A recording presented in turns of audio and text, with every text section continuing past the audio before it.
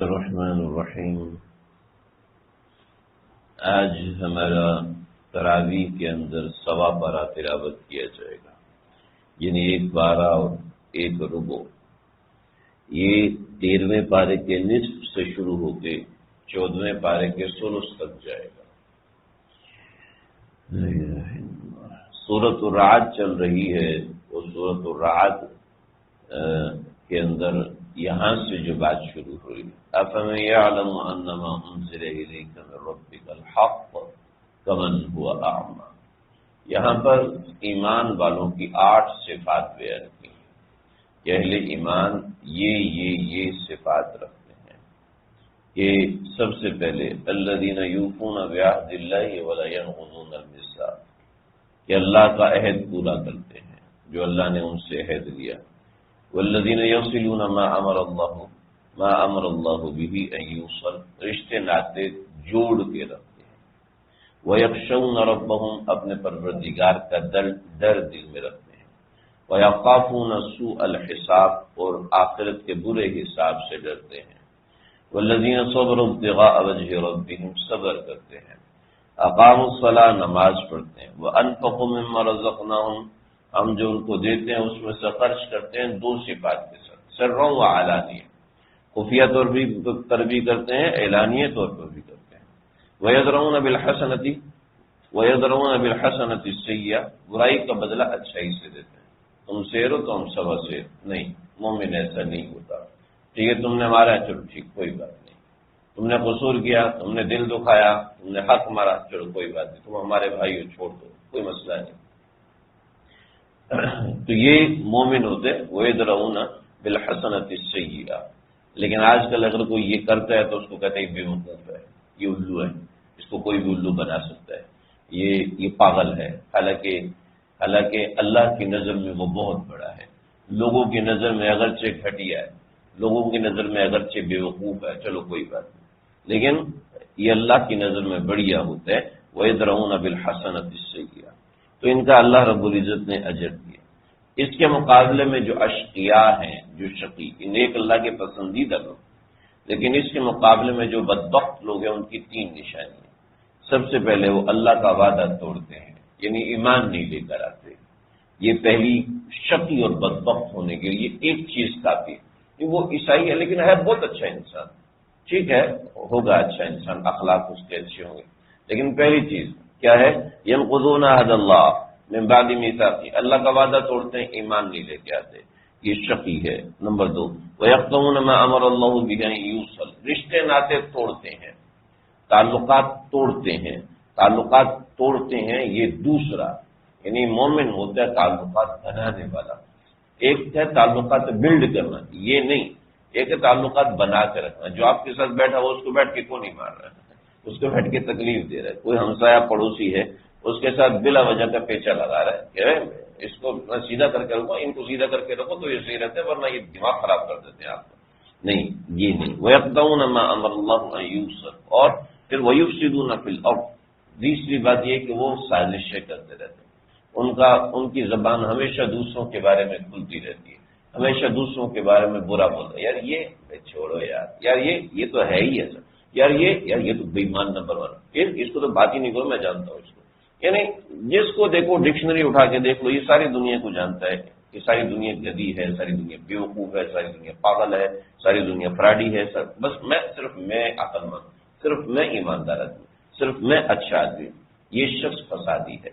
وَيُفْسِدُونَ فِي الْأَرْضِ، تو اشقیاء کی 3 علامتیں ذکر کی ہیں۔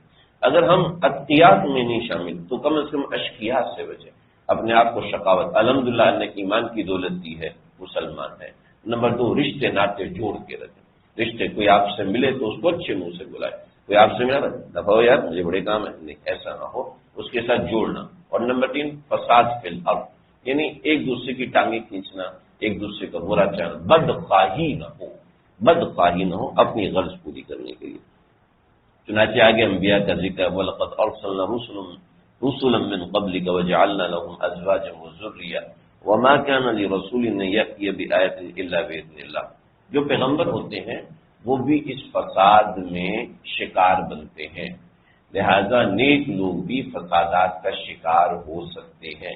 چنانچہ انبیاء علیہ السلام محض ایک انسان ہوتے ہیں، انسان ہونے کے ناطے وہ کسی سازش کا بھی شکار ہو سکتے ہیں، وہ کبھی کسی دھوکے کا بھی شکار ہو سکتے ہیں، تو محض کسی کے اس مسئلے کی وجہ سے کسی کے نیک اور متقی ہونے میں شبہ نہیں ہونا چاہیے۔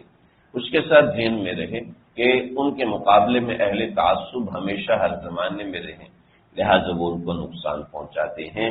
لہذا کسی نیک شخص کو کوئی نقصان پہنچانا بھی، اس کو ڈز لگ گیا، اس کو ٹیکا لگ گیا، تو اس کو نقصان پہنچانا یہ اس کے نیک ہونے کے منافی نہیں، یہ اس کا اچھا انسان ہونے کے منافی نہیں ہے۔ اس کو تکلیف پہنچ گئی، ضرور کوئی گڑبڑ کی ہوگی نا، اللہ نے آپ اس کو سیدھا کیا، ایسی بات نہیں ہے، کیونکہ پیغمبروں کی مثالیں دی کہ اللہ نے آگے سورہ ابراہیم ہے، توحید ہے، رسالت ہے، آخرت کا مضمون ابتدائی 4 آیات میں، اس کے بعد حضرت موسیٰ علیہ السلام کا تذکرہ ہے، ان کی قوم کا ذکر ہے، پھر اس کے بعد ایک بات ذکر فرمائی بڑی زبردست، کیونکہ سورہ ابراہیم ہے، حضرت ابراہیم کا صرف ایک رکوع میں تذکرہ ہے، لیکن جو مضمون ہے وہ اثر ریلیٹ کرتا ہے حضرت ابراہیم اور اس کے علاوہ تمام انبیاء کے ساتھ، اور وہ یہ کہ وقال الذین کفروا لرسلهم لنخرجنکم من ارضنا، ہم آپ کو اپنی زمین سے نکال دیں گے۔ چنانچہ نیک لوگوں کے ساتھ کبھی ایسا بھی ہو سکتا ہے کہ لوگ ان کو بدنام کر دیں، لوگ ان کو برا کر دیں، لوگ ان کا سٹیٹس بگاڑ دیں، تو یہ ان کے نیکی کے منافی نہیں ہے۔ ہو سکتا ہے ان کو اتنا برا کر دیں کہ ان کو اپنے وطن سے نکال دیا جائے۔ چنانچہ ہمیں تو اچھی اچھی باتیں پتہ ہیں کہ اللہ کے نبی کو ظلماً مدینے مکے سے نکالا گیا تھا، لیکن کفار جو باتیں کرتے تھے وہ اپنے لحاظ سے، جیسے آج اسرائیل باتیں کرتا ہے کہ ہم ٹیررسٹ کے خلاف اٹھ رہے ہیں، امریکہ ہم ٹیررزم کے خلاف چل رہے ہیں، لیکن وہاں انہوں نے لاکھوں بچوں کو قتل کیا، لاکھوں بچوں کو، لاکھوں گھرانے انہوں نے اجاڑ کے رکھ دیے، بستیوں کی بستیاں، شہر کے شہر انہوں نے تباہ کر دیے، جی ہم ٹیررسٹ کے خلاف ہیں، لیکن دوسری طرف انہوں نے کتنا بڑا ظلم کیا ہے وہ ہمارے سامنے ہے۔ چنانچہ انبیاء علیہ السلام کی طرف کی بات ہمیں معلوم، لیکن وہ کہتے تھے کہ ہم ان کو نکالیں گے، نعوذ باللہ یہ فسادی ہیں، نعوذ باللہ یہ ایسے ہیں، تو محض کسی شخص کو فسادی کہہ دینے سے اور کسی شخص کو فراڈی کہہ دینے سے وہ شخص فراڈی اور فسادی ہو نہیں جاتا۔ چنانچہ انبیاء علیہ السلام کو بھی ان کے علاقوں سے نکالا گیا، اور آپ مجھے بتائیں کہ ہم اس سوسائٹی میں سے ایک بندے کو نکال دیں تو وہ کون ہوگا؟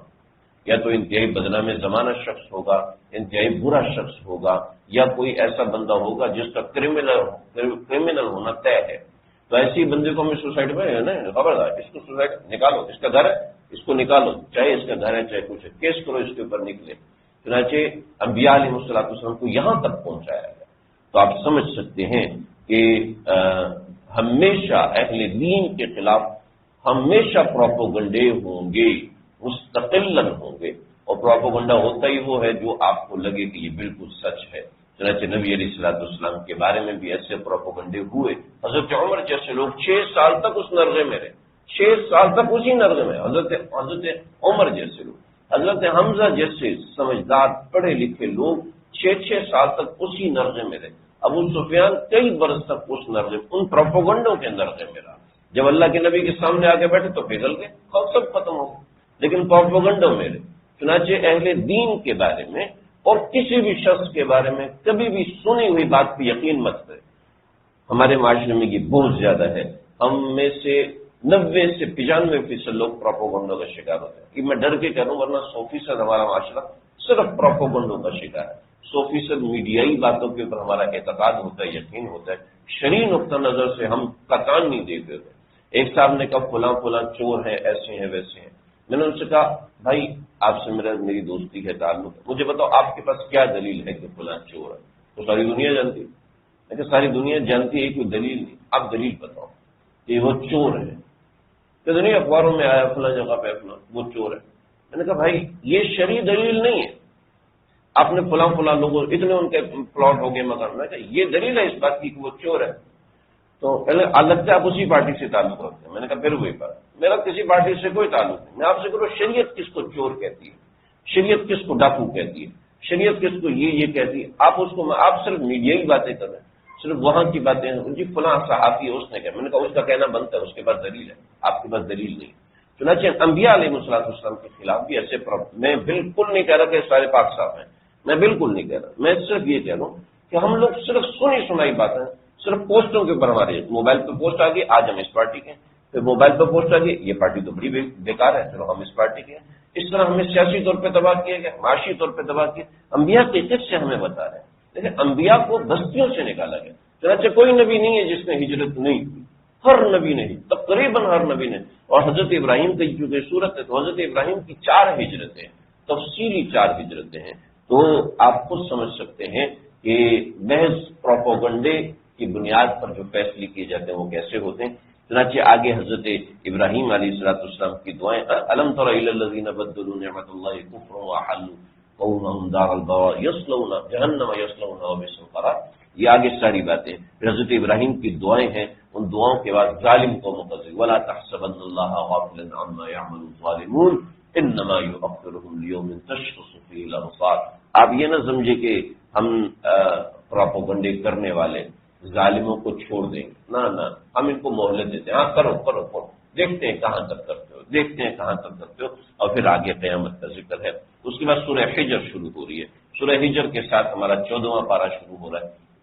سورہ حجر کے اندر اللہ رب العزت نے بنیادی طور پر توحید کا مضمون اس طرح بیان کیا ہے کہ بالکل ایک الگ، اس کے دلائل ایسے کہ قرآن کی توصیف سے اللہ رب العزت نے اس کو شروع کیا کہ انا نحن نزلنا الذکر وانا له لحافظون ولقد ارسلنا من قبلك في شیع الاولین۔ پھر اس کے بعد آگے آسمانوں کا تذکرہ کہ ہم نے آسمانوں کو کیسے بنایا، اور اس کے بعد پھر آگے انسان کو کس طریقے سے بنانا شروع کیا، اس سے حضرت آدم علیہ السلام کی تخلیق کا تفصیلی قصہ سورہ بقرہ میں بھی بڑا مختصر، دوسری جگہوں پہ بڑا مختصر، یہاں پہ ایک تفصیلی تذکرہ اور تقابلی تذکرہ ذکر فرمایا۔ اس کے بعد حضرت ابراہیم علیہ السلام اور حضرت لوط کا واقعہ ہے، وہ ایک عجیب طریقے سے کہ فرشتے پہلے آئے حضرت ابراہیم کے پاس، حضرت ابراہیم سے کہا کہ آپ کو بشارت ہوگا، کس چیز کی بشارت؟ اس چیز کی بشارت پورا ایک قصہ ہے۔ حضرت ابراہیم نے کھانا پیش کیا، انہوں نے کھانا لینے سے انکار کیا، حضرت ابراہیم ڈر گئے، پریشان ہوئے، پھر حضرت ابراہیم نے ان کے سامنے کھانا پیش کیا تو انہوں نے کہا جی ہم آپ کو بشارت سنانے آئے ہیں کہ اللہ رب العزت آپ کو ایک بیٹا دیں گے جس کا نام اسحاق ہوگا۔ اب بھی کہاں جا رہے ہیں؟ ہم حضرت لوط کے پاس جا رہے ہیں۔ وہاں کیا کرنے جا رہے ہیں؟ جی وہاں پر ان کی بستی پر عذاب نازل کرنے جا رہے ہیں۔ پھر حضرت لوط علیہ السلام کے پاس پہنچے تو بڑے خوبصورت لڑکوں کی شکل میں، اور وہاں کے لوگ جو ہے وہ لڑکوں کے عاشق تھے، یعنی وہ گیزم کے اوپر ایمان رکھتے تھے، گیزم کا شکار تھی وہ قوم۔ چنانچہ گیزم میں مرد کے ساتھ جو ہے غلط کاری کرتا ہے۔ چنانچہ جب حضرت چاروں فرشتے لڑکوں کی شکل میں آئے تو انہوں نے کہا کہ یہ تو ہمارا شکار ہے، وہ سارا قصہ اللہ رب العزت نے بیان فرمایا۔ اس کے بعد اصحاب حجر، ہجر ایک مقام کا نام ہے، یہ قوم عاد کی بستی کا تذکرہ ہے۔ یہاں پر اللہ رب العزت نے ذکر کیا کہ کس طرح تنحتون الجبال، پہاڑ کھود کے یہ گھر بناتے تھے، لیکن اتنے مضبوط گھر ہونے کے باوجود بھی ہم نے ان کو تباہ کیا۔ جو اتنی طاقتور قوم ہمارے ہاتھوں بچ نہیں سکی تو کوئی اور قوم کیسے بچ سکی؟ اس کے بعد ہے سورۃ النحل۔ سورۃ النحل اس کو سورۃ النعم بھی کہتے ہیں۔ اس سورت میں ابتدا سے لے کے اللہ رب العزت نے اپنی نعمتوں کا ذکر کیا۔ اے بنی آدم ہم نے تمہارے اوپر نعمتیں نازل فرمائی۔ چنانچہ توحید کا تذکرہ کرنے کے بعد اللہ نے ذکر کیا سواری کی نعمت۔ سواری کی نعمت میں آیات کو گو تھرو نہیں کر رہا، لیکن ایک آیت میں یہاں ذکر کرتا ہوں، والخیل والبغال والحمیر لترکبوها وزینہ، والخیل والبغال والحمیر لترکبوها وزینہ ویخلق ما لا تعلمون۔ والخیل گھوڑے، والبغال خچر، والحمیر گدھے، لترکبوها اس لیے تاکہ تم ان کے اوپر سواری کرو، وزینہ اور زینت اختیار کرو۔ چنانچہ والخیل کا مطلب اعلیٰ نسل کی گاڑیاں، والبغال متوسط طبقے کی گاڑیاں، والحمیر بہت چھوٹے طبقے کی گاڑی، یعنی بہت چھوٹے طبقے کی سواری، اس لیے لترکبوها تاکہ تم اس سے سواری حاصل کرو۔ وزینہ کا مطلب ہے تاکہ گاڑی کے ذریعے، سواری کے ذریعے سے تم زینت بھی حاصل کرو۔ سواری کے ذریعے سے زینت بھی ہوتی ہے، اور اگر اللہ نے دیا ہو تو اچھی سے اچھی سواری کا انتظام کرنا چاہیے۔ اس چیز کے اوپر خرچ کرنے سے اللہ رب العزت روزی میں برکت بھی عطا فرماتے ہیں، لیکن اس کے ساتھ ایک اور بات فرمائے، وَيَخْلُقُ مَا لَا تَعْلَمُونَ، ایسی سواریاں بھی تخلیق فرمائے جس کو تم جانتے ہی نہیں۔ آپ دیکھیں پاور لوپ والی گاڑیاں بھی، ٹرینز بننے والی ہیں، ہوائی جہاز اس وقت موجود نہیں تھے، ہیلی کاپٹرز اس وقت موجود نہیں تھے، اور اس کے علاوہ خلائی شٹلز اس وقت موجود نہیں تھی. وَيَخْلُقُ مَا لَا تَعْلَمُونَ، ایسی سواریاں بھی بنائیں جن کو تم جانتے نہیں ہو. یعنی آگے بھی ایسی بات ارشاد فرما دی کہ سبحان اللہ، بندہ حیران رہ جائے کہ قرآن واقعتاً ایسی چیز ہے جس نے کائنات میں بسنے والے کسی کیڑے کو بھی نہیں چھوڑا، ایک ایک چیز اپنے اندر سموئی ہے. پھر اس کے بعد اللہ رب العزت نے بارش کا ایک تفصیلی تذکرہ کیا کہ بارش کے ذریعے سے بارش ہم کراتے کیسے ہیں، پھر بارش کے ذریعے سے ہم اگاتے کیسے ہیں، بارش کے ذریعے سے ہم سٹوریج کیسے کرتے ہیں. وَأَلْقَىٰ فِي الْأَرْضِ رَوَاسِيَ أَن تَمِيدَ بِكُمْ، پہاڑ تمہارے پر نازل کیے. جتنے میڈیسن بنتے ہیں اس میں سے 90% کا تعلق پہاڑ سے ہے، پہاڑ سے ان کا تعلق ہے. تو یہ بہت بڑی چیز ہے. وَأَنْهَارًا، اور نہریں ہیں یعنی سمندر ہیں. وَسُبُلًا لَعَلَّكُمْ، اور پھر صرف نہریں نہیں بلکہ نہروں کے اندر، دریاؤں کے اندر، سمندروں کے اندر، خشکی کے اندر اللہ نے راستے الگ بنائے ہیں. ہر راستے پہ سفر کرنا ممکن نہیں، بلکہ اللہ نے ٹریکس بنائے. چنانچہ ہر جگہ پر سڑک نہیں بن سکتی، بلکہ سپرا ہیویز الگ طریقے سے بنائی جاتی ہیں اور الگ راستوں سے بنائی جاتی ہیں. لیکن اس کے علاوہ اور بھی چیز، وہ علامات وبالنجم هم يهتدون، اور ستاروں کے راستے یعنی آسمانوں پہ بھی راستے بنائے. چنانچہ ہوائی جہاز ایویں ہی نہیں اڑ جاتا بلکہ اس کو پورا ایک ٹریک ملتا ہے، اور وہ ٹریک جو ہے وہ نظام شمسی کے اعتبار سے بنایا جاتا ہے اور آسمانوں پہ ستاروں کی حرکت کے اعتبار سے بنایا جاتا ہے. ایک دن میں کروڑوں لاکھوں جہاز اڑ رہے ہیں اور ہر جہاز کو ایک ٹریک ملا ہوا ہے. وہ علامات، نشانیاں بنائی ہیں. کیا بات ہے. وبالنجم هم يهتدون، اور ستاروں کے ذریعے سے راستہ، پہلے زمانے کے لوگ بھی ستاروں سے راستہ پکڑتے تھے. اور میں یہ آیت میری یہاں پر نہیں ہوئی، میں نے ایک جگہ پر یہ درس کیا تو وہاں پر ایک شخص تھے جو نیوی بریگیڈیئر تھے. انہوں نے یہ سنا تو کہنے لگے میں آج بہت حیران ہوا قرآن کا اعجاز سن کر.